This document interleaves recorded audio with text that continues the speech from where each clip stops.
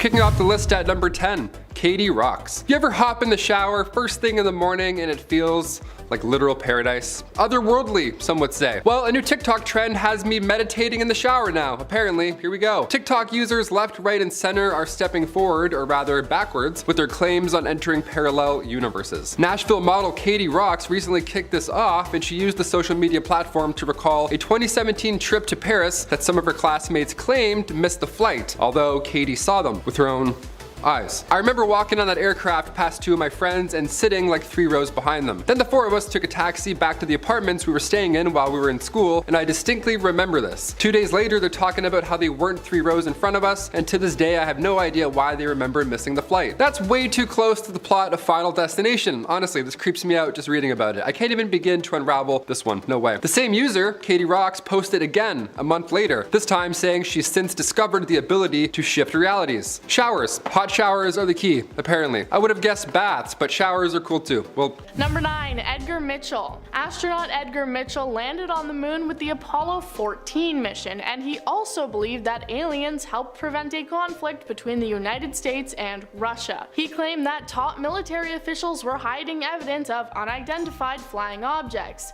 and the fact that they were apparently often spotted hovering over White Sands testing range in New Mexico. In 2015, he said, "White Sands was a testing ground for atomic weapons, and that's what the extraterrestrials were interested in. They wanted to know about our military capabilities. My own experience talking to people has made it clear the ETs had been attempting to keep us from going to war and help create peace on Earth." He stated that the military had given him loads of information on aliens and their interactions with Earth, and after he left NASA, he dedicated his life and studies to looking into extraterrestrial existence.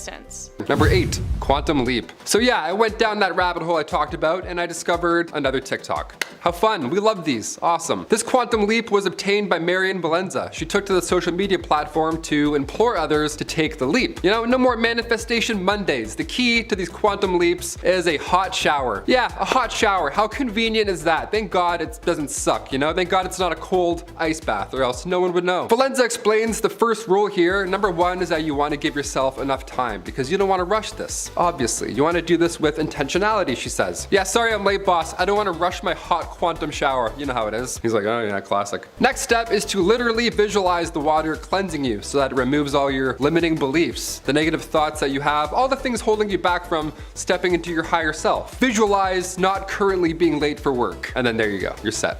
I'm gonna try this tomorrow morning. I'm just gonna have a hot quantum shower and arrive at 10:15. Number 7, Sleep Street. This one comes from username Oopsies. It's like oopsies, but with a bit more O. Reoccurring dreams have never been so haunting. Forgot it's a dark list. Here we go. Ever since I was a teenager, I've dreamed about an alternate life where I go to university and work in a city that I've never been in. It started around when I was 16 or 17 and now I'm 25. It's super detailed where I go on hikes, I hang out with friends, I bike through neighborhoods and do mundane everyday life things. The university is outside of a major city and I'm always exploring nature, beaches, islands, all that jazz. Last night I was feeling sick and in return had one of the most vivid dreams I've had in a long time. I met someone and developed a deep relationship that felt incredibly emotional and real. Luckily I woke up right when I was trying to navigate Google Maps to drive to a park, so I remember the streets that we were on. The street was called Dutch Island Road. I never heard of it in real life, so I decided to look it up. The only thing that popped up was a rural area in Rhode Island. It wasn't exactly the same layout of the roads I remember on the map, but the nature and area looked eerily similar to what I saw while driving. I started looking around the area, clicking different locations, and I start to freak out on how everything looks just like in my dream. Mind you, I've never been to Rhode Island, but the weirdest part is that specific buildings in the Rhode Island University and Warwick area ones, those are the same ones that I saw in my dream all the time. I've always thought that my dreams are a glimpse of living an alternate universe, and I feel like this detail solidifies the potentiality of it being a reality. Thoughts? Too many big words. Those are my thoughts. Potentiality. I'm gonna start using that in the next list. You'll hear that from me in the future, for sure. Otherwise, so scary. Hope that goes away. Or doesn't? I don't know. Do you like it? I wouldn't like that. If I dreamt about an alternate life, I'm like, yeah, I actually have 2 jobs. It's exhausting. I never sleep. Number 6, good times, dad times. Coming from Reddit user Apprehensive Humor 55, they say, when I was young, from the ages of around 3 to 10, I was truly convinced I'd already lived a full life. I remember being around 40 years old with a wife and 3 kids, 2 boys and a girl, and then one day I just woke up as a child and my past was all just a big blur with random memories that would come to me here or there. I'm smiling because this is funny, but like it's so scary. This is my biggest fear, I think, in life. It made no sense. My parents said that I used used to tell stories about when I was a dad, and they would just laugh it off and be like, oh, that's your imagination, obviously. But deep down, I genuinely did have these strange memories of a past life. For instance, when I was 4 years old, my family went to Disney World, and the whole car ride down, I was telling stories about when I was a dad and I went to Disney World. Just a kid in the back seat with milk, like, oh yeah, these roads. Still haven't fixed them.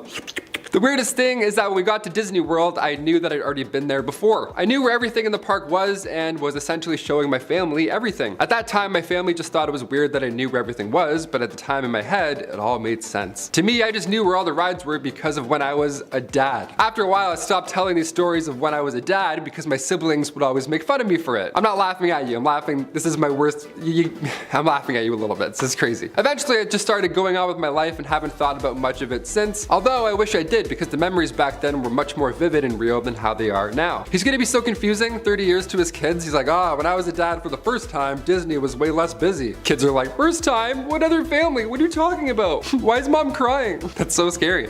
I buy into this. I don't know, the afterlife, maybe that past dad died and then you were reborn? I don't know, that's scary. I don't want to think of it. Number 5, spirit animal. Do you believe in spirit animals? I kind of do. I want to, at least. Ever since I watched Harry Potter, I always wanted a Patronus. Mine would be a frog for sure. It'd be like a little lanky frog. Wouldn't be cool at all. This next one makes me want to believe. Coming from user Less Cold, they say, about 30 years ago, I was a young college student heading back to college after break in an overnight bus. I was about 19, didn't drink or anything, had no history of mental illness, and was reading a book when seamlessly I wasn't in the bus anymore. I was now swimming around a rock formation which I knew was part of my hunting territory and was chasing a fish, which I then caught in my mouth and could feel the bones crushing between my teeth and it wriggling against my whiskers. That's how they posted it, no in between. They're just like, yeah, I was reading a book and all of a sudden I'm a fish. I was totally at ease. I was fast and agile and I could feel the drag of the water, like, you know, the pull of the current, question mark. I like how they included that, mansplaining the current of the water. They're like, I being a fish know this, but do you know about this? I'm like, yeah, we know about currents, man. I'll continue. As I moved effortlessly through it, I knew my body and where I was going and what I was doing, and there was no alarm whatsoever that anything was amiss. You know, I didn't realize that I was really a 19-year-old on a bus. The whole experience couldn't have lasted longer than 30 seconds or so, and then just as seamlessly as I once was there, I was then again back on the bus. I remember sitting there for a second, staring at the page of my book before, you know, having a WTF just happened reaction kicked in, and then I had a bit of a mental freak out. Then a few years later, I saw a documentary about sea otters, and I knew then that that's what I had been for that brief moment in time. I knew it's impossible, but it happened to me, and surely I can't be the only one. I don't know, man. I've never been a sea otter before. Chris, have you been a sea otter? You don't think so. You don't think. You never know. Never say never, though. Has anybody ever heard of something like this, or has it happened to you? Have you been reading a book, and then all of a sudden you're a sea otter eating a fish with whiskers? If so, sound off down below. Sea otters are just smacking the keyboard. They're like, help me switch back. Number 4, switching universes. Coming from Mulks23, this one is so specific that it may very well just be real. Honestly, I'm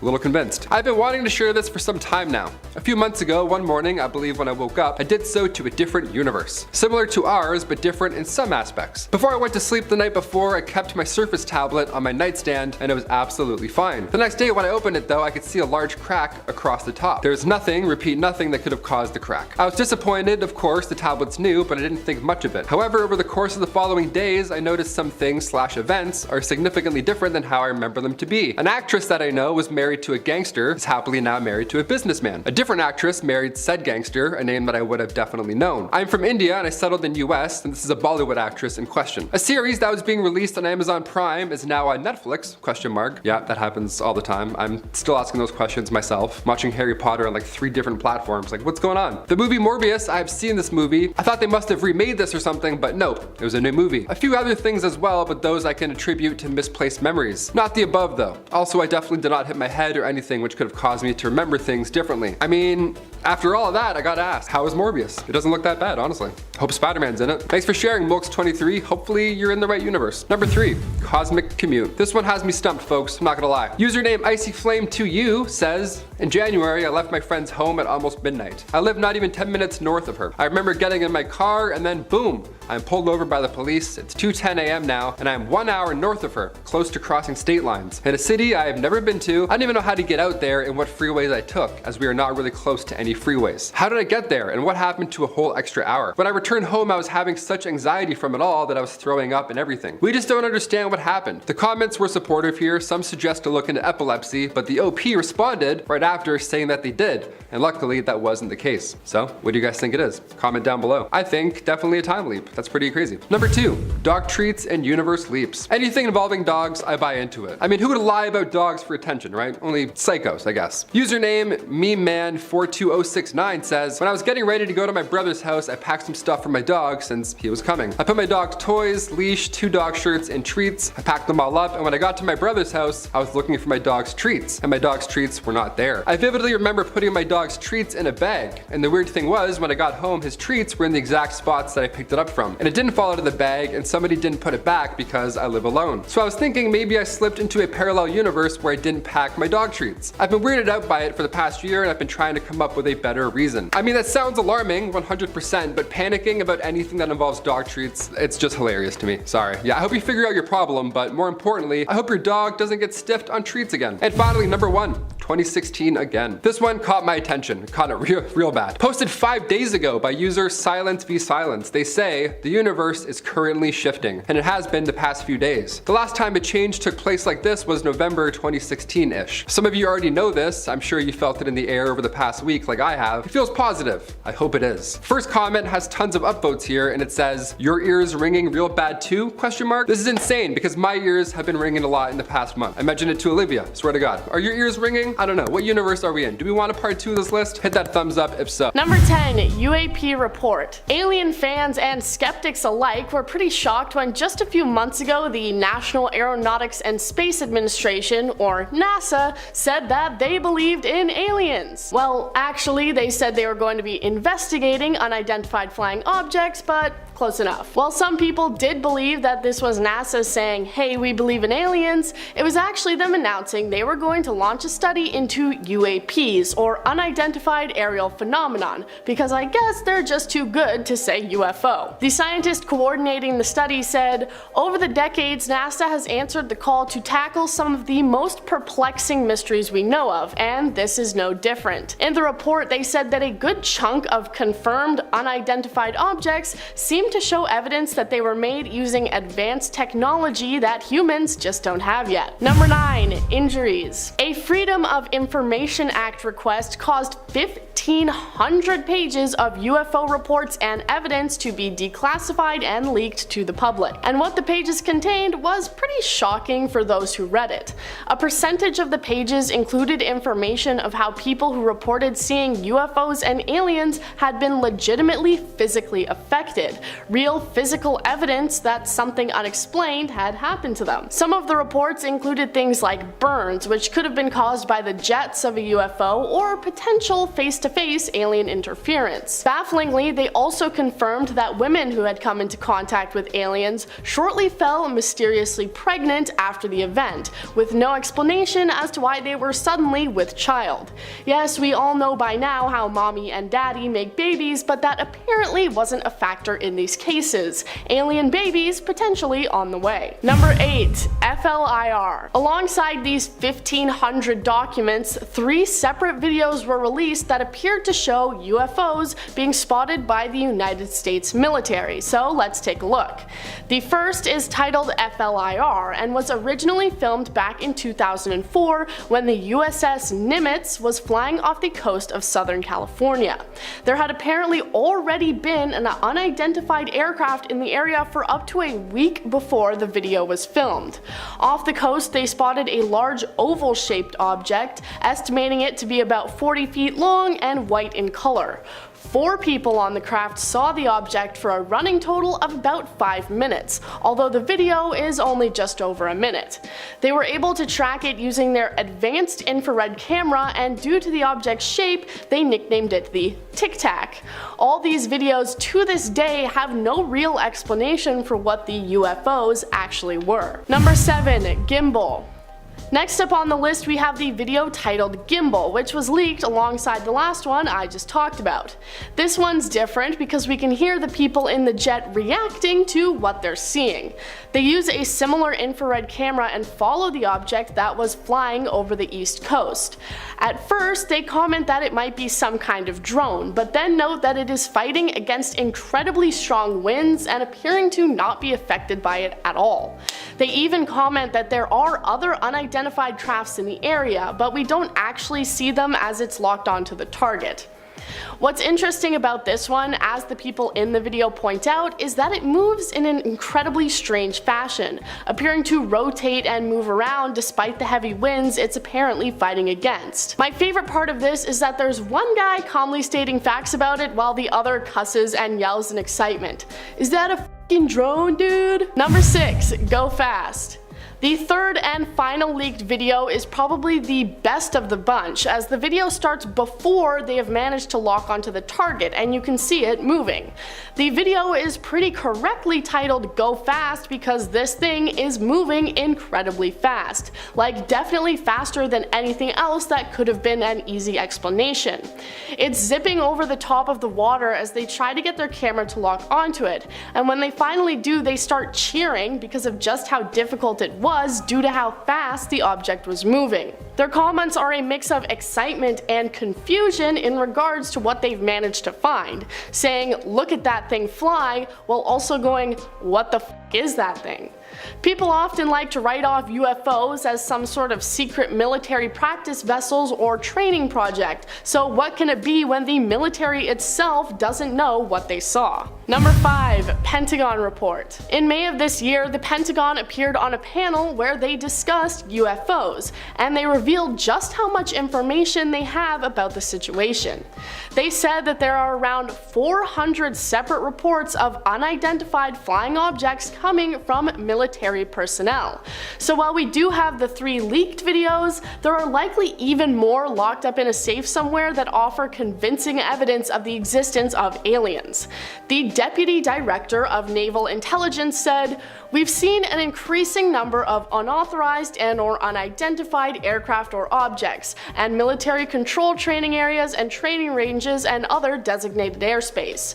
Reports of sightings are frequent and continuous." While it definitely sounds like he's trying to sweep it under the rug as someone just like flying a drone illegally onto a military base or something, I think it's safe to say the military have the resources to know if it were something as simple as that. So their confusion and uncertainty makes it seem more and more like aliens are among us. Number 4. Livestream. In 2016, an incident occurred during NASA's live feed from a camera mounted on the International Space Station that pointed towards the Earth. You can see the Earth's curve, and one viewer noticed that for a short moment, a massive bright object can be seen falling towards the planet. But as quickly as it comes, it's gone as the live feed conveniently cuts out and experiences technical difficulties. The video was posted to YouTube, and people immediately started theorizing that NASA had intentionally cut the live feed at this moment to cover up the fact that this bright shape was a UFO, or at least something alien in origin. Many people noted how suspicious this was and started calling out NASA for their actions, while other people were saying that it was just a meteor or some hunk of space junk. A spokesperson for NASA said that the cameras are controlled automatically, and it had simply passed out of range, causing the video to be cut off. But that's just what they want you to think. Number 3. Alien junk. An astrophysicist from Harvard wrote a book that was titled Extraterrestrial: The First Sign of Intelligent Life Beyond Earth, and it was about how he believed that an object that passed through the solar system in 2017 was actually a piece of alien technology, bringing forward the theory that NASA is actually just ignoring real evidence of alien existence because they're just brushing it off as some random space junk. Whether they believe it really is space junk or they're just trying to make us think that that's what it is. The object was long and not shaped like any known comet we've ever seen before. It also apparently accelerated away from the sun, and he believes it ended up in our solar system accidentally thanks to aliens, saying, "A buoy, a grid of pods for communication, other intelligent living organisms, defunct technology, or discarded technological trash. These are all plausible explanations." Number 2. Buzz Aldrin. Buzz Aldrin was one of a handful of astronauts who were aboard the Apollo 11, the first spaceflight that put humans on the moon with one small step for man. During their journey, however, they saw more than just the moon. Apparently, they may have seen a UFO.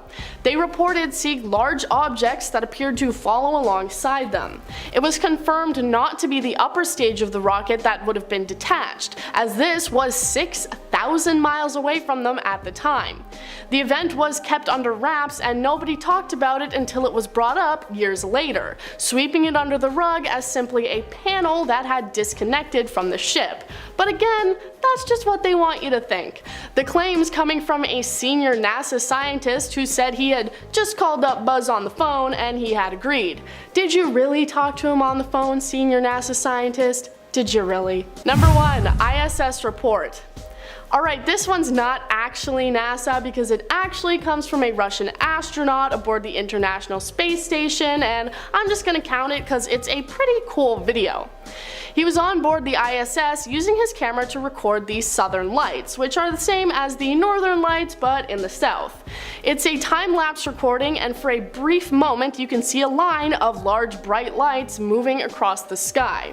In the tweet the astronaut posted, he referred to them as space guests, saying that while it was only a few seconds in the time-lapse, it was actually around 52 seconds in real time. Some people suggest that it may have been some kind of meteor or satellite, but I'm actually a licensed professional and I say that it was aliens. Number 10. NASA hacked. So first off, how do things like this from NASA even manage to get leaked? Well, apparently by British guys like Gary McKinnon hacking into their system. Between the years 2001 and 2002, Gary broke into 97 different government computers, believing NASA was hiding signs of alien life because of thousands of pictures of UFOs he found hidden away. A former NASA employee had said that satellite images were checked for UFOs and deleted if they showed any evidence, and Gary decided he wanted to break into NASA in order to validate these claims. He says that he found 4 different folders titled Filtered, Unfiltered, Processed, and Raw. He says that his slow internet connection only made him able to download 1 image before he lost access to the rest of them, the picture apparently being a clear image of a cigar-shaped spacecraft. Gary believes that NASA is hiding a wealth of UFO evidence from the public. Number 9. A familiar face. Username HighLife No Miller Lite posted this one a couple months back on Reddit. Great name also, gotta say that's a really good name. It's since got a lot of attention, let me know what you think. They say, I'm from a very dry, hot state in the US, and I was visiting California on a trip with my wife. While out eating, we both witnessed a person that looked exactly like me. Same typical mid-fade and head dents inherited from my father. Same body type, only chubby, rather than my more slim and athletic frame. I saw the side profile from the back as they walked away from view, and it was my exact face. That's so creepy. My wife had a direct view but could not remember directly what my face looked like, but she noted similarities from my body to head and even the way that I walked. I couldn't believe what we saw. Any thoughts? Question mark? I mean, if you didn't mention the head dents and got that specific, this wouldn't have stuck with me like it did. I also love the subtle roast on the other you. You're like, yeah, this guy was just like me, only, you know, not ripped. Otherwise, that's quite creepy. Thanks for sharing. Number 8. Mars photos. A man named Richard Hoagland believes that NASA knows a lot more about Mars than they're letting on. He believes that astronauts have been to Mars and that there's a plethora of evidence of alien life on Mars that NASA is insistent on covering up. During the Viking 1 orbit in 1976, NASA released various photographs of the surface of Mars, and some of them seemed to show various different structures and one that apparently even looked like the Sphinx. This led people to believe that these structures had been built by aliens who lived on the Red Planet. Years later, in 1998, NASA took more pictures to debunk the theory, showing only rocks, but Richard and others believe that this is them trying to hide the truth and shrinking the structures that were previously on the planet. He also pulled up a NASA commissioned report from 1960 that recommended any future discoveries of alien life be hidden from the public so as not to disrupt the evolutionary flow of the century. Number 7. Sun object. Last video I talked about NASA cutting off their ISS feed when people believed that they saw a UFO falling towards the Earth. This one is a similar scenario, except it came from footage of the sun. In May of 2012, a YouTube user posted a video of a mysterious object seen flying near the sun in NASA's broadcast. broadcast. The video zooming in on the pyramid-shaped object that many believe to be some sort of alien craft flying near the sun. A day later, NASA shut down the video feed. In a second video, the user said, "This is a cover-up to prevent us from seeing these things again. NASA must have seen this video and started making plans to change the way you and I are allowed to view it. NASA are clearly trying to stop us looking at the sun." Alien deniers may say that this is just some sort of camera glitch or sun flare, but I think we all know the truth. People telling you not to look at the sun is actually just propaganda so we don't see the aliens. And I'm just gonna say quickly for legal reasons that I do not actually condone staring into the sun. Number 6. The Cube. This also isn't the only case of NASA cutting off the sun live stream after suspicious activity. It happened just this year in May as well. On May 2nd at around 1 in the afternoon, a large black cube appeared to come out of the sun, visible for about 2 seconds. A glitch then appeared on the live stream covering a large part of it, and after it clears, the cube is gone. An expert posted this to YouTube going over the footage and claims that this is evidence of some sort of alien spaceship coming out of the sun. Perhaps they have a secret alien base in there. Also, I say expert because he is a self-proclaimed extraterrestrial expert, and honestly, I'm gonna start calling myself that as well. You guys are watching a video from an expert now, people.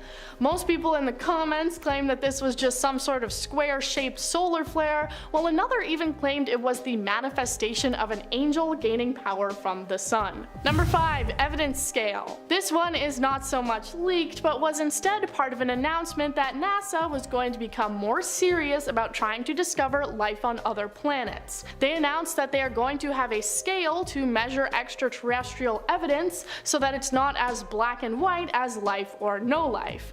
Proposed by NASA Chief Scientist Jim Green, the scale includes 7 different levels, which ranks evidence of life based on their environment and the opinions of the scientific community at large. The highest levels on the scale are of course level 6, verifying signs of life with several different instruments, and level 7, and on different locations on the world. They said in a statement, "We need a better way to share the excitement of our discoveries and demonstrate how each discovery builds on the next, so that we can bring the public and other scientists along on the journey. This new eagerness to bring people along on the journey of discovery could be a sign that they're warming us up to revealing aliens." Number 4. Meteorite. In 2011, a NASA scientist came out claiming that they had found legitimate evidence of alien life, this being from fossils inside a meteorite that landed on Earth. Richard Hoover said that he found evidence of what is basically microscopic little alien bugs, or as the science people call it, filaments and other structures that appear to be fossils of algae known as cyanobacteria, little alien bugs. Laboratory tests done found no evidence that they were the remains of Earth-based organisms, despite being slightly similar to organisms that have been found in the waterways of Spain. Hoover says that the lack of nitrogen, which is essential for life on Earth, proves that they are the remains of extraterrestrial life forms that grew on the parent bodies of the meteorites when liquid water was present, long before the meteorites entered the Earth's atmosphere. This isn't the first time that this sort of evidence has been found on meteorites, and it probably won't be the last. Number 3. Anonymous. We know that the infamous Gary McKinnon managed to hack into the NASA databases and find secret UFO pictures, but did you know that the group known as Anonymous did it as well? In 2017, they made a 12.5-minute long YouTube video where they claimed to have gained access to secret NASA information, telling people that NASA was covering up the discovery of alien life. They said that the organization had recently found 219 new planet candidates, 10 having very similar conditions to Earth. Because of this, the group came to believe that NASA was either incredibly close to finding alien life or had already found it. They also stated that this was a sign NASA was getting closer and closer to revealing the truth about aliens. And while many people brushed it off as being ridiculous, we now know that NASA has just revealed their new UFO study, so Anonymous may have been closer to the truth than we thought. Number 2, Black Knight satellite. Alright, now let's get into some stuff that is a little more conspiratorial than usual, if that's even possible, and various different ways that people believe NASA is trying to cover stuff up, but apparently not doing a good enough job. There is a conspiracy that there is a satellite called the Black Knight satellite, which was set up by aliens more than 12,000 years ago in order to spy on humans.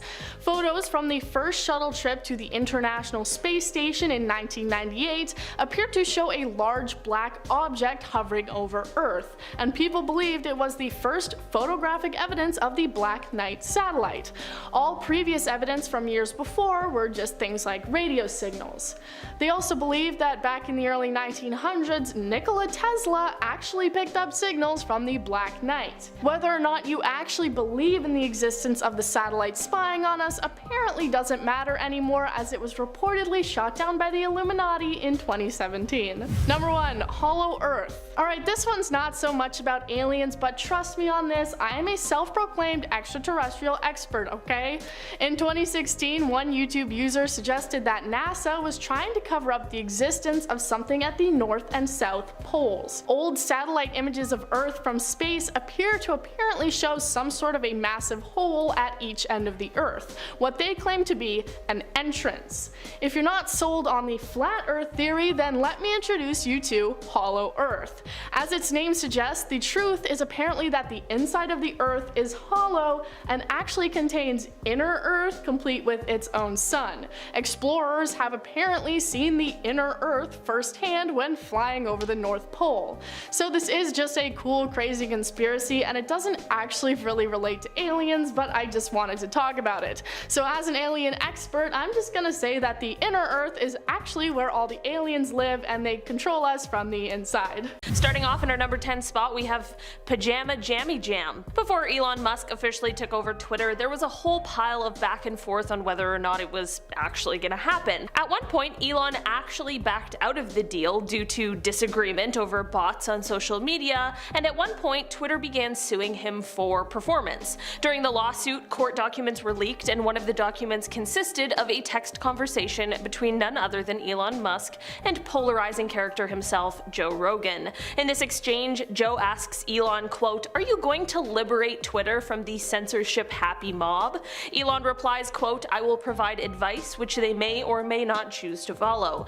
Rogan hits back with a quote, "I really hope you get Twitter. If you do, we should throw a hell of a party." And Elon replies with, quote, "Why throw a party when you can have a Pajama Jammy Jam?" The more I read through Elon's leaked texts, the more I realize that he texts, and for that matter tweets, some very strange things. In our number 9 spot today, we have Operation Washtub. This operation came to light in 2014 when documents became declassified and more people could learn about this Cold War era operation. Basically, this was a covert mission that had its sights set on Alaska. The plan detailed the training of different people who lived in Alaska. Like, we're talking just ordinary residents. They wanted to train these people to both code and decode, and a few other different spying tactics, which would have been so cool. I mean, I would have wanted to be picked so badly. Not that I would have even known it was happening, but you get what I mean. Basically, the plan was put in place in case the Soviet Union was to invade Alaska. Then these unsuspecting ordinary citizens would use their newly learned espionage techniques to get all the intel they could and secretly relay that information to high-ranking US officials. As we now know, of course, this invasion never occurred, so the contingency plan wasn't needed, but there were 89 lucky temporary agents who were trained just for this purpose, and I have never been more jealous in my entire life. In our number 8 spot today, we have company cuts.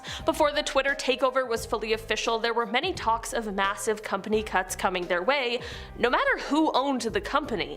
Near the end of October, Elon told prospective investors that he planned to get rid of around 75% of Twitter's 7,500 workers, dropping the number to just 2,000 staff members. Even if Musk's deal fell through, however, big cuts were likely still on the horizon. The previous management of Twitter apparently planned to cut the company's payroll by about $800 million by the end of next year, and that would mean that about a quarter of the original workforce would be out of work, according to corporate documents as well as interviews conducted with company members. The cuts didn't stop at just staffing though, they also included cuts to the data center that keep the site functioning for the high amount of users that it sees every day. today. These kinds of cuts help give us insight into why Musk was even able to buy the company in the first place.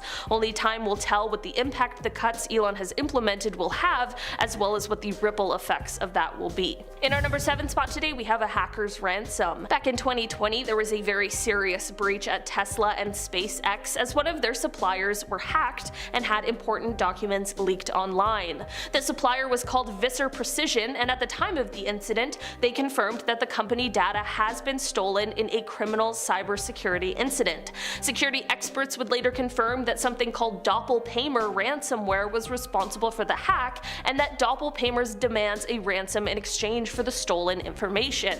These weren't the only companies targeted, however, as documents from Boeing and Lockheed Martin were also on the site. In our number 6 spot today, we have pay to tweet. Since the Twitter takeover, it's become abundantly clear that Elon has some pretty controversial ideas for the app. In a series of texts, however, possibly one of the worst ideas he had for the social media was revealed. As a part of the Elon versus Twitter suit, it was shown that Elon had sent a text reading, quote, "I have an idea for a blockchain social media system that does both payments and short text messages / links like Twitter. You have to pay a tiny amount to register your message on the chain, which will cut out the vast majority of spam and bots. There's no throat to choke, so free speech is guaranteed." A few days later, he then expanded on the idea, writing, quote, "My plan B is a blockchain-based version of Twitter where the quote-unquote tweets are embedded in the transaction of comments. So you'd have to pay maybe 0.1 Doge per comment or repost of that comment." Yes, this does mean that Elon had the idea to make people pay Dogecoin just to tweet. Honestly, Twitter would have disappeared faster than Vine did if he followed through on this wild idea, but thankfully Musk himself realized that at this point in time, blockchain Twitter probably isn't the most feasible idea. And this is coming from someone who wants to colonize Mars. So. In our number 5 spot today, we have Left on Red. Jason Calacanis is an angel investor, and it was revealed that in April he slid into Elon's DMs with quite a bold proposal. When the news broke that Elon was going to buy Twitter, Jason sent a message to Elon joking that he should raise his offer to 54.21, quote, "the perfect counter." He went on to write, quote, "You could easily clean up bots and spam and make the service viable for many more users. Removing bots and spam is a lot less complicated than what the Tesla self-driving team is doing." He also wrote, quote, "And why should blue checkmarks be limited to the elite, press, and celebrities? How is that democratic?" Oh, Jason, if you could only see the $8 revolt that is happening now. Jason apparently continued on with his advice to Elon about cutting the workforce. He wrote, quote, "Sharpen your blades, boys. 2-day-a-week office requirement equals 20% voluntary departures." He kept going and even suggested that Twitter hire Mr. Beast to make original content for the platform. Both Elon and Jason agreed that Twitter Blue should be entirely revamped, and this is about when Elon asked Jason if he wanted to be a strategic advisor should his Twitter deal pan out, which we of course now know that it did. Jason replied with, quote, "Board member, advisor, whatever. You have my sword." He continued, quote, "Put me in the game, coach. Twitter CEO is my dream job." In our number 4 spot today, we have the boss's boss. As per court documents, it came to light that Elon had a conversation with former Twitter CEO Parag Agrawal. He was fired from this position upon Elon's Twitter takeover, but the conversation I want to talk about today took place back in April. During this text exchange, Elon explained to the former CEO that he doesn't think that he himself should be the boss of anyone. Strange for a man who is the CEO of multiple companies to say, for sure. The text said, quote, "Frankly, I hate doing management stuff." He continued on to write, quote, "I kinda don't think I should be the boss of anyone, but I love helping solve technical / product design problems." It's not necessarily like a groundbreaking text message, but it is super strange to hear someone who is the boss of many people admit to something like this. In our number 3 spot today, we have the new social network. This is a text combo that feels like it could have come straight out of an episode of Silicon Valley or something like that. This conversation took place between the time that Elon announced he was going to try and buy Twitter and when he decided to back out of the deal, and the conversation is between himself and one of the co-founders of Twitter, Jack Dorsey. Jack explained to Elon that he thinks the best move for Elon would be to make a move similar to Donald Trump and start his his own social network. He explained that a new platform is needed and it can't be a company, and this is actually one of the reasons why he left his job at Twitter. Elon inquired more into this, asking Jack what this platform would look like. Jack explained that he thinks it should be quote open source but encrypted, not unlike the Signal messaging app, and he believes it should run ads. Jack really dropped the bombshell though when he sent a message that read quote, "Twitter started as a protocol." He continued on to say quote, "It should have never been a company. That was the original sin." In our number 2 spot today, we have the Advice for Elon. This conversation is one between Musk and Joe Lonsdale, who is the co-founder of Palantir, a public American software company that specializes in big data analytics. To begin their unredacted conversation, Joe praised Elon for buying stake in the company and joining the board, but he quickly took to offering his opinions and takes on some of the issues Musk had raised. Specifically, he wanted to discuss thoughts on censorship decisions. He is said to have wrote, quote, "The lefties on the board likely want plausible deniability," jokingly to Elon, and Musk's response might as well have been nothing. Rather than responding, Elon just liked the message. One double tap away from the dreaded left on red. To make this whole exchange even more awkward, Joe later texted Musk to inform him that he'd been on the phone with Florida Governor Ron DeSantis. He apparently was attempting to offer Elon a line of communication to the politician, to which Elon replied, quote, "Haha, cool." As a millennial, I would be personally offended if that was the only response I got. The secondhand embarrassment is just too much. In our number 1 spot today, we have The Interviewer. Gayle King is an American TV personality and the broadcast journalist of CBS News, and it was revealed that she reached out to Elon Musk in search of an interview. After news of the potential Twitter deal went public, she reached out to Elon to let him know that she was in favor of an edit button for Twitter. We all say we regret, want to take back in the heat of the moment. Fair enough, Gayle, but things got even weirder in this text exchange after the news broke that Musk wasn't going to join the Twitter board after all. She sent a message that read, quote, "Elon, you buying Twitter or offering to buy Twitter? Wow." She went on to say, quote, "Now, don't you think we should sit down together face to face? This, as the kids of today say, a gangsta move. I don't know how shareholders turn this down. Like I said, you are not like the other kids in the class." Gayle, I'm not entirely sure the kids are saying that about Elon's Twitter takeover, or really about anything for that matter. Starting off this list in our number 10 spot, we have Rabbit Telepathy. This is a document that originally comes to us from 1975, but it was declassified in 2004. Located on the CIA website as a Department of Defense document, it detailed a variety of, quote, Soviet and Czechoslovakian parapsychology research that was done from the end of World War II through to the Cold War era. One of the most grisly and truly unbelievable experiments that were conducted that was listed on this document occurred in 1956. Basically, they were trying to use rabbits to communicate with submarines, which is definitely just bizarre on a regular level, but of course the way in which they conducted this experiment was wrong and inhumane and truly just very cruel. Just a little heads up, if you're sensitive to animal stuff, I would maybe just go ahead and skip over this point. So for the test, they would take a mother rabbit who had recently just had bunnies. They would keep the mother in a lab on shore, and then they would take the bunnies down with them into the submarine. Slowly, one by one, they would take the life of the bunnies, and each time they did, the mother rabbit's brain would produce a detectable and recordable reactioning. Is this one of the worst things I've ever heard? Yes. What's even worse is that the report then goes on to say that other examples of, quote, animal telepathy research continued into the 1970s, and that it included other animals such as dogs, bears, birds, insects, and fish. I can't imagine they were any different, but let's just hope that these other tests weren't quite so cruel and inhumane. In our number 9 spot today, we have the Gateway Process. This document was originally published in 1983 and was declassified 20 years later, and it was prepared by Wayne M. McDonnell at the request of the commanding officer in the U.S. Army Intelligence and Security Command. Basically, McDonnell was tasked with assessing the Gateway Experience, which is a meditation training that was meant to instruct people on how to harness their electromagnetic energy waves, and it trained them how to direct their own brain waves and use them to detach detach from time and space. You can in fact still find and buy this program should you wish to. The analysis or assessment by Wayne tackles a wide variety of subjects, all the way from astral projection to quantum physics and so much more, but at the end you're pretty much left with the fact that, quote, there is a sound, rational basis in terms of physical science parameters for considering Gateway to be plausible in terms of its essential objectives.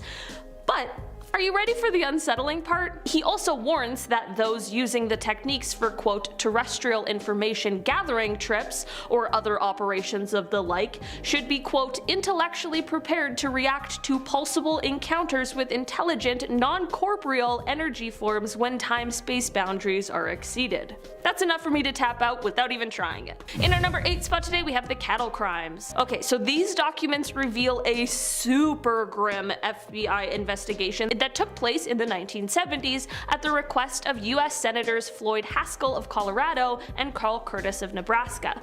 I guess there was some weird sort of connection between these horrific things being done to cattle across as many as 21 states. In a letter from 1975, Senator Haskell was able to identify 130 of these strange, macabre cases in Colorado alone. All of the cases were eerily similar, which is unsettling considering the details.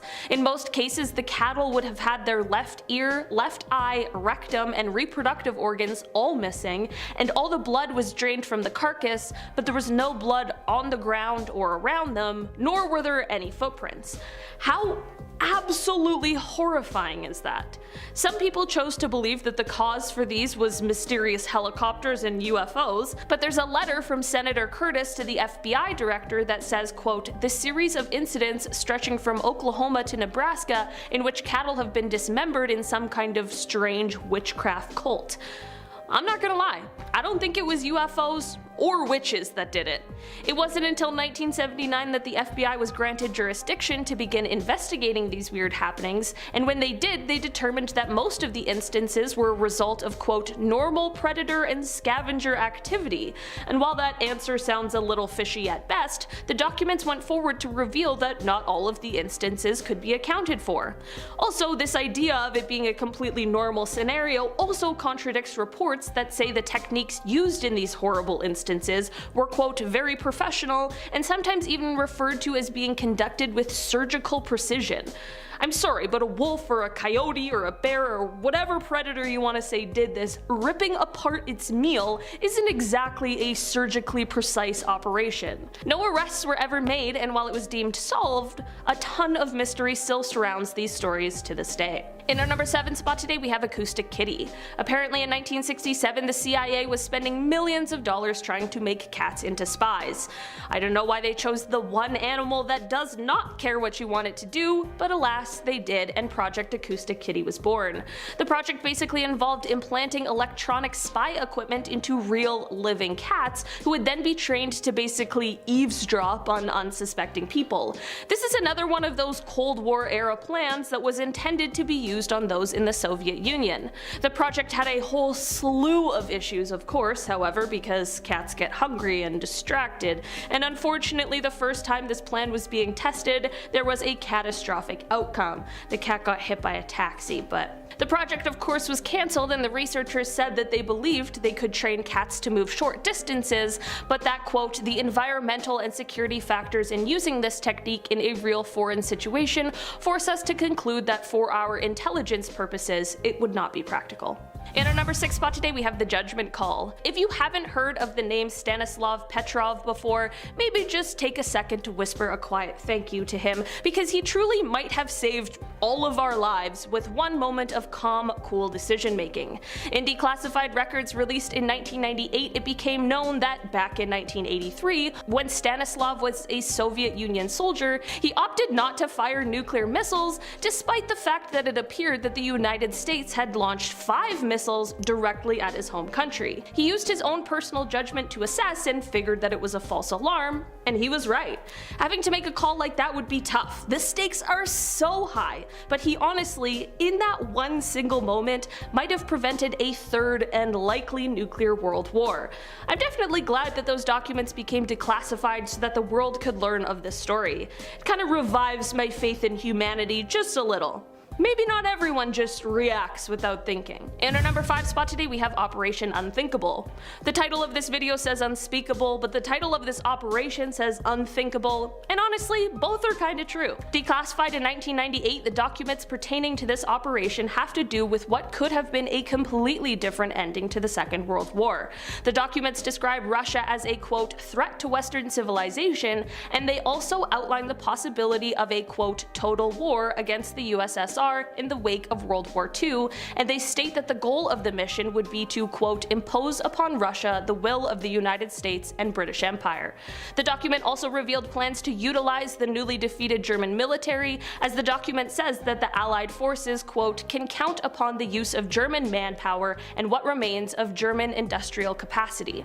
According to the documents, if followed through, this plan would lead to the elimination of Russia through either occupation of the metropolitan areas, or in even darker terms, until the Allied forces made such a decisive defeat of the Russian forces in the field as to render it impossible for the USSR to continue.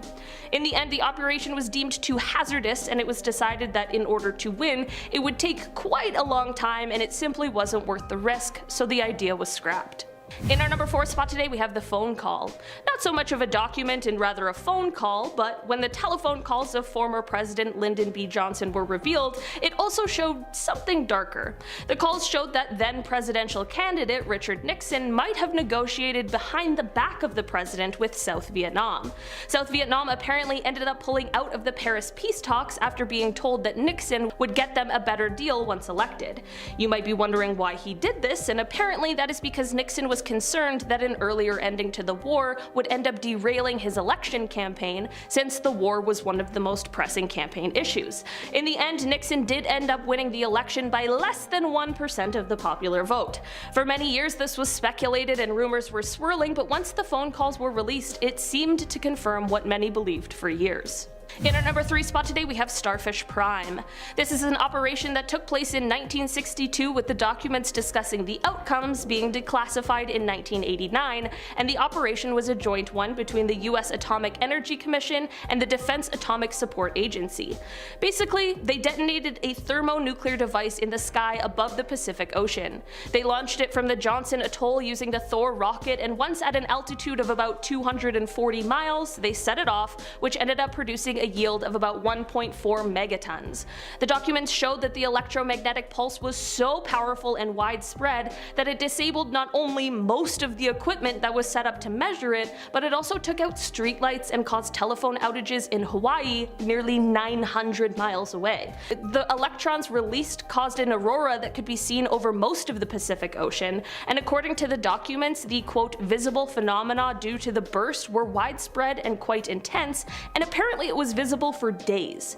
In the end, it is said that the researchers weren't expecting such a powerful blast of electromagnetic pulse, and they also were not anticipating that the electrons from the blast would get stuck in the Earth's own magnetic field for months, possibly even years, but alas, they did. This went on to create a radiation belt around the planet that eventually went on to disable at least 6 satellites. So, that's great.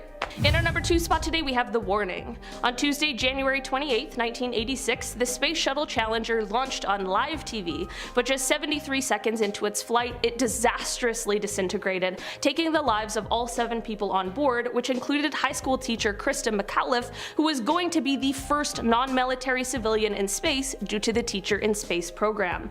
Of course, investigations were immediately launched to figure out how this could have happened and what exactly went wrong. In fact, the president at the time, Ronald Reagan, appointed a special commission to investigate the causes, and as it turned out, the investigation report revealed that the disaster was, quote, an accident rooted in history. This basically confirmed that NASA had previously known about the problems that led to the destruction of the Challenger and the subsequent demise of the crew. The least surprised of all was perhaps engineer Robert Boisjoli, who apparently sent an inter-office memo months prior to the tragedy warning of the exact fate the Challenger would meet should they continue to choose to launch the shuttle in such cold weather. Quote, "The result would be catastrophic of the highest order," he wrote. Quote, "Loss of human life." In our number 1 spot today we have Operation LAC. Operation LAC, which is short for Large Area Coverage, was a Cold War era project that involved the US Army Chemical Corps. Basically, it was a test that was designed to see whether or not it could be possible or feasible to taint a large area by dropping chemical agents from planes. To test this idea, they dropped, quote, "a myriad of microscopic particles from planes, covering an area that is said to span from the Rockies to the Atlantic, from Canada to the Gulf of Mexico." So yeah, definitely a large area. In fact, it was so large that this is actually the largest test that the Chemical Corps had ever undertaken. According to the declassified documents relating to this operation, the test, quote, "did not provide the Corps with nearly as much data as the Corps would like," and then it goes on to say that, quote, "to obtain additional data, the Corps planned further tests for the next fiscal year." Okay, that's a little daunting. While not necessarily the same operation, also in the Cold War era was a similar test conducted that targeted a neighborhood in St. Louis, Missouri. This test saw the area being sprayed with zinc cadmium sulfide. At the time, those local to the area were being told that, quote, "the government was testing a smoke screen that could shield St. Louis from the aerial observation in case the Russians attacked." But of course, decades later, documents revealed that the tests were actually a part of a biological weapons program. And to make matters even worse, the zinc cadmium sulfide was linked to an increase in cancer among the residents of the neighborhood. Starting off in our number 10 spot, we have Operation Midnight Climax. This experiment took place in the 1950s, and it was one of those mind control research projects that was sponsored by the CIA. This was actually just one experiment that was a part of Project MKUltra. So basically, they wanted to study the effects of LSD, but instead of finding willing participants, which, let's be honest, probably wouldn't have been that difficult, instead they used non-consenting people who were lured to safe houses by sex workers who were being paid by the CIA, and then once at these safe houses, they were slipped the drug and monitored from behind a one-way glass. For over a decade, the project gave the government more knowledge about the drug itself and what it does to the mind. It gave the knowledge about surveillance technology and even sexual blackmail. In the end, the project was shut down in 1965, but people don't forget, and the damage was already done. In our number 9 spot today, we have the take private deal. This leaked conversation initially came to light as part of the lawsuit between shareholders and Elon Musk. Back in 2018, Elon considered the possibility of bringing Tesla funding in privately, and he told investors through a tweet that read, quote, "am considering taking Tesla private at 420, funding secured." This led to the Security and Exchange Commission, or the SEC, ruling that Elon had not only exaggerated, but that he had misled shareholders when he said that the funding was secured. Elon publicly spoke against this, but in the end, Tesla and Elon reached a settlement with the SEC, which saw Elon stepping down from the role of chairman of the board, and Tesla and Musk had to each pay $20 million in fines.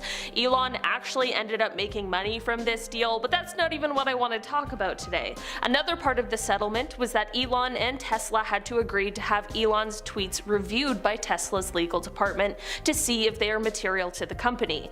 Here's the thing, Elon swears he didn't lie about the funding and that the settlement was purely just to save Tesla. These texts that were leaked ended up showing some partial truth to Elon's story. It became clear that he had a meeting with Saudi Arabia's Public Investment Fund, or PIF, and the text showed a conversation between him, his associates, and the head of PIF as well as his associates. This is when it came to light that Musk must have taken this meeting with PIF seriously enough to believe that the funding was secured, but the SEC obviously disagreed with the level of commitment that was shown at the time. This agreement on how serious the meeting was led to a very heated text exchange between Elon and the head of PIF, where Elon threatened to never speak to him again. In our number 8 spot today, we have Project Minaret. This is a document that became declassified in 2013 as a part of the National Security Archive's efforts. This historical document describes a sort of watch list of prominent Americans who were critical of the Vietnam War. The document explains that their overseas communications were tapped and listened into by the government from from 1967 to 1973, and a quote from the document reads, quote, "President Johnson wanted to know if the domestic anti-war movement was receiving help from abroad." The project expanded so much that it went on to include more than 1,600 people, including civil rights leaders like Martin Luther King Jr., Whitney Young, and Muhammad Ali. There were also people like Democratic U.S. Senator Frank Church of Idaho, Republican Senator Howard Baker of Tennessee, a New York Times columnist, and a Washington Post columnist. The surveillance began under President Johnson, but it continued on through to the Nixon administration. In the end, the only reason it was stopped was because Attorney General Elliot Richardson was concerned about its very doubtful and murky legality and decided that during the Watergate scandal that it probably would just be best to shut it down. I mean, they definitely had enough on their plate already at the time. In our number 7 spot today we have Project Iceworm. This secret mission took place in the 1960s and it was basically intended to build a series of mobile nuclear missile launch sites under the Greenland ice sheet, because this would then house medium-range missiles close enough that they would be able to strike targets within the Soviet Union. This project was called Project Iceworm, but there was another project called Camp Century. Basically, Camp Century was to test out Project Iceworm and see how likely it would be and how feasible it would be. So engineers went to work and created a network of underground tunnels and buildings that included places to stay, kitchen, a hall for hanging out, there were supply rooms, and even a communication center and a nuclear power plant. This was all kept as a super secret for a long time and was even kept from the Danish government for 7 years. In 1966, however, the project was cancelled because of the shifting ice. This created unstable conditions for the underground tunnels that are most likely crushed now, but still remain beneath the Arctic. In our number 6 spot today we have the Pentagon crash. We have all heard about the devastating September 11th, 2001 attacks, but some of you might not know that on the day there were actually 4 separate coordinated attacks, all a part of the same plan, and one of those attacks was on the Pentagon. There was a photo that was previously classified but eventually has been released by the US government, and it shows the absolute devastation that was done by the commercial plane that crashed into the Pentagon. The plane was able to tear through all 5 rings that existed in the building. All of the people on board the plane that day, as well as 125 people that were in the building at the time, passed away in this horrible event. For obvious reasons, the initial photos of the Pentagon damage were withheld from the public or from circulating in the media, but now that they have been released, it just shows us all another side to that horrible, terrifying day. In our number 5 spot today we have the UFO report. This photo is of a previously classified document from 1963. Although the document still has a lot of information that has been blacked out, the document is the description and report of an unidentified flying object or UFO encounter. This is said to have taken place over the desert of Nevada, and the report was written in detail in order to have a written record of the event. This document is said to be the authentic report from the FBI, which is exactly why some of the details have still been omitted, despite it being declassified. This might seem like less of a big deal now, as in this day and age we have declassified video footage of similar kinds of encounters, but for 1963 this was huge. As discussions of alien or extraterrestrial life is a big part of our modern society, this document shows that these things have been on our minds for many years now. In our number 4 spot today we have Project 1794. This project was created with the goal to build a sort of saucer-type aircraft that would be designed to shoot down Soviet bombers. The program, which was created in the 1950s, was quite ambitious and had some pretty lofty goals. A team of engineers began trying to build a disc-shaped aircraft, but here's the real kicker. They wanted it to be capable of traveling at supersonic speeds at high altitudes. The documents about this project show that they wanted it to be able to travel at Mach 4, which is 4 times the speed of sound, and they wanted it to be able to reach an altitude of over 100,000 feet. At the time, the project was estimated to cost about $3 million,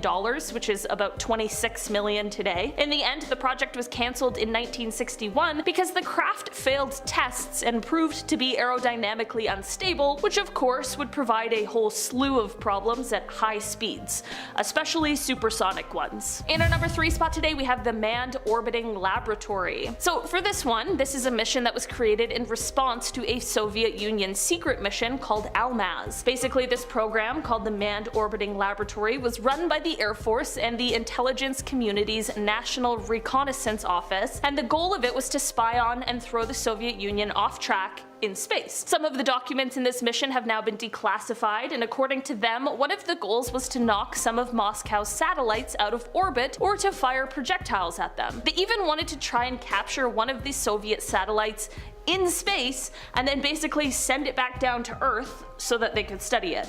That's so wild. And because of this, Moscow equipped their secret space station with a rapid-fire cannon in order to stop any of this from happening. I seriously feel like I'm watching some sort of space action movie right now. I can't believe that these are real things that happened and they were created in the 60s and 70s. In our number 2 spot today, we have the Lunik kidnapping. Don't worry, Lunik is not a person and instead is a Soviet lunar satellite that was kidnapped just for one night. This project honestly sounds like it was taken straight from a movie, and it has to do with the Great Space Race. In the early 1960s, the Soviet Union wanted to make it as clear as possible that they were winning the race to space, so they launched a multinational exhibition of their Lunik satellites, which became the first spacecraft to impact the moon's surface. And when the Luna 3 returned, it brought with it the first ever pictures of the moon's far side. It was a big deal, and it's safe to say that the US wanted to know everything that they could about it. Of course, the satellite was heavily guarded, but it was traveling from city to city for this exhibition, so undercover CIA agents went to work. Basically, they convinced the man who drove the transport truck to get some rest at a nearby hotel, and basically they would look after it for him while he rested.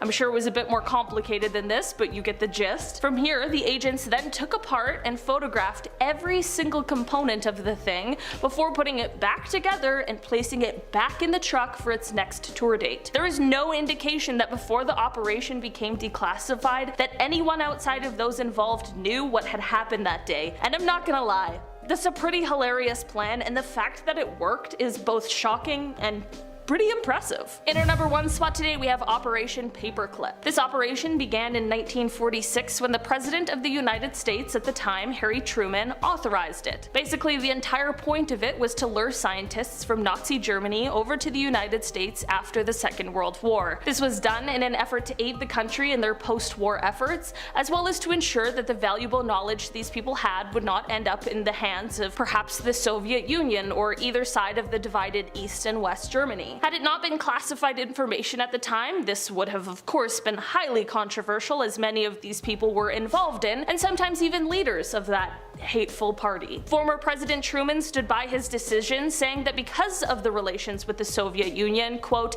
this had to be done and was done. Several of the scientists a part of this program were later investigated because of their former ties, but one was only ever tried out of the over 1,600. None of the paperclip scientists were ever found guilty for any crimes either in the United States or in Germany. Perhaps the most famous of all of the paperclip scientists was Wernher von Braun, who played a huge role in advancing NASA's Apollo missions. Number 10. Contractor. A former NASA contractor went on video to reveal the fact that NASA has been keeping secrets from us. She says she both viewed and heard evidence that 3 NASA astronauts said that they had seen unidentified flying objects land on the moon, but that these events were later covered up in an operation that was codenamed Santa Claus, a fitting name as NASA wants you to believe that UFOs are just about as real as Santa. She says that she had clearance to enter Building 8 at NASA's Johnson Space Center back in the 1970s. She says that she received information over lunch from officials that if anyone was ever caught exposing aliens as real, they would lose their pensions, and apparently one person in the past had not only lost their pension, but had disappeared off the face of the earth. In the video, she said, "They didn't threaten to kill me, but I got the message I shouldn't talk about it." She apparently witnessed everything from employees being forced to burn photographic evidence and seeing official pictures being airbrushed to hide UFOs. Number 9. The Kecksburg File. On the night of December 9th, 1965, a giant fireball which caused a sonic boom streaked across the sky before crashing into the woods in Kecksburg, Pennsylvania. Military immediately arrived and sealed off the area, hauling off a massive object the size of a bus to their Air Force base nearby in Ohio. The Pentagon immediately tried to cover it up, saying it was a meteorite, releasing no details about the incident. But in 2003, NASA went on to say that it was not a satellite,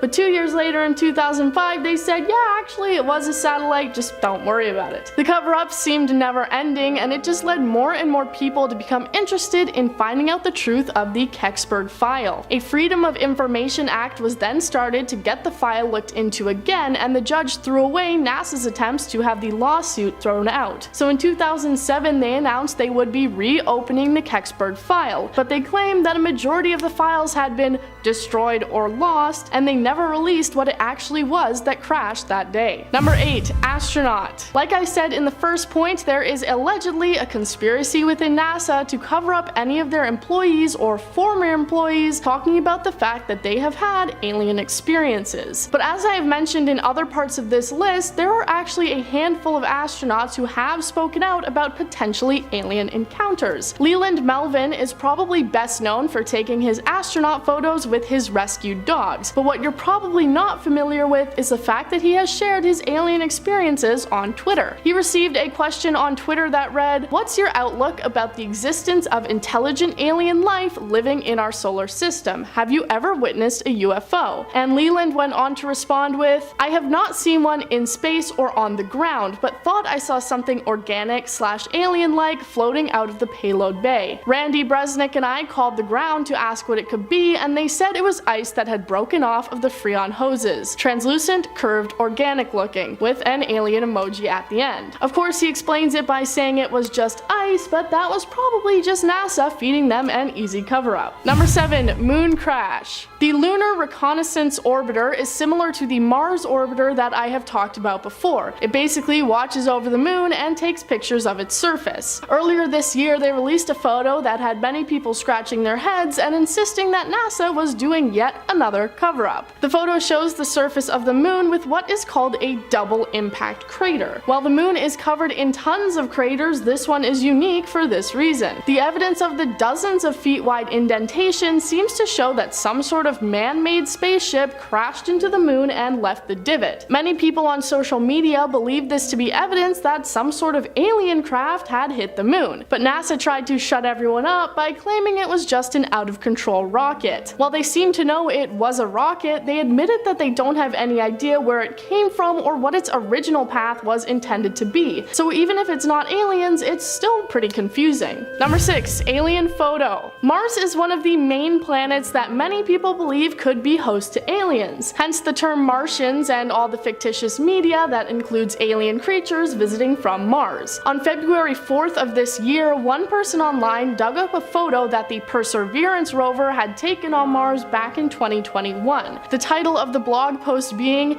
"Alien Figure Watching Mars Rover, 100% Proof of Life UFO Sighting News." The image seems to show a dark figure laying on a large Martian rock. It's distinctly human-shaped and darkly colored and stands out from anything else in the area or what we've seen in previous pictures. The man explains in his blog post everything that he believes it to be. There is a person laying down watching the NASA Mars rover from a safe distance away. The person is about 1 foot tall, 0.3 meters, and is lying down. Pinkish upper chest, neck and face, reddish hair, wearing a dark suit, but has a gray object over one shoulder. Looks like a backpack of some sort. There are even footprints behind the person leading up to the location they chose to lay down at. If you don't agree with that, then what do you think it could be? Number 5. Mercury UFO. Project Mercury was NASA's first ambitious space mission, which took place back in the early 1960s, which included 6 manned space flights. But that isn't what we're going to be focusing on. One of the Mercury probes sent out into space took a picture of what appears to clearly be a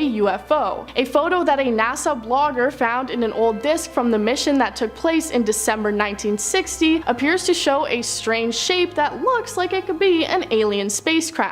While many arguments against UFOs are that they're just random space junk, this was at the beginning of NASA's steps out into space, so there really couldn't have been that many rocket pieces and broken panels floating around. The blogger says that he believes this is aliens wanting to watch one of humanity's biggest steps, not worrying about being seen because this particular craft didn't actually have any humans on it. Number 4. Deleted UFO. This same blogger also recently found evidence of NASA purposefully covering clearing up and deleting archival photos that appear to show evidence of aliens. He found a photo of what appears to be a large, dark, rectangular alien ship flying past the sun, and he also found that NASA is trying to hide it. On his blog, he said, "I found a huge rectangle UFO shooting past our sun, and it's got to be several miles across or more. I tried to find it on another NASA site, but I got an error message. Then I tried using official European Space Administration software, and again,